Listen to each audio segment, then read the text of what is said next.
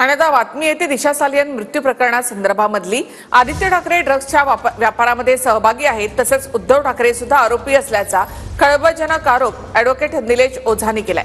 आदित्य ठाकरे यांना वाचवण्यासाठी उद्धव ठाकरेंनी मुख्यमंत्री पदाचा वापर केला असा आरोपही ओझांनी केला आहे। दिशा सालियन मृत्यू प्रकरणी वडील सतीश सालियन आणि वकील निलेश ओझा यांनी पोलीस आयुक्तांची भेट घेतली। दिशा प्रकरणामधील वकील निलेश ओझांचे आदित्य ठाकरेंसह उद्धव ठाकरेंवर गंभीर आरोप आहेत। आदित्यला वाचवण्यासाठी मुख्यमंत्री असताना उद्धव ठाकरेंकडून पदाचा गैरवापर करण्यात आला असा आरोप निलेश ओझांनी केला आहे। उद्धव ठाकरे पण आरोपी हैं। ये मैटर में आदित्य ठाकरे ने जो गुनाह किए उस गुनाह को कवर अप करने के लिए उद्धव ठाकरे ने अपने सीएम की पोस्ट का पूरा दुरुपयोग किया। आदित्य ठाकरेंचा ड्रग्सच्या व्यापारात सहभाग असल्याचा त्यांचा आरोप आहे। दिशा सालियनची हत्या झाली त्या दिवशी आदित्य ठाकरे तिथे होते की नाही हा सवाल त्यांनी केलाय।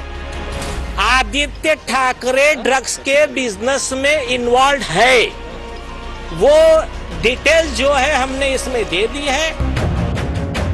तक्रारीनुसार आदित्य ठाकरे, दिनो मोरिया, सूरज पांचोली, परमबीर सिंग वाझे आणि रिया चक्रवर्ती आरोपी आहेत असं ओझांनी म्हटलंय।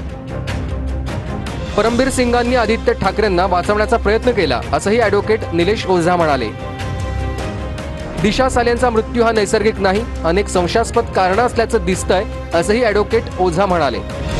सुरक्षेच्या कारणास्तव प्रत्यक्षदर्शींची नावं सांगत नाही आहोत असंही ओझा म्हणाले।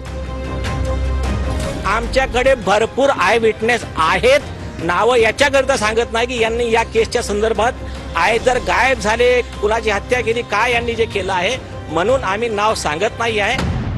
दिशाचा मित्र स्टीव्ह पिंटोच्या ट्विटचा वकील ओझांकडून उल्लेख करण्यात आलाय। ट्विटमध्ये 7 जून 2020 ला एकता कपूरच्या घरी झालेल्या पार्टीत दिशा, आदित्य ठाकरे आणि परमबीर सिंग होते।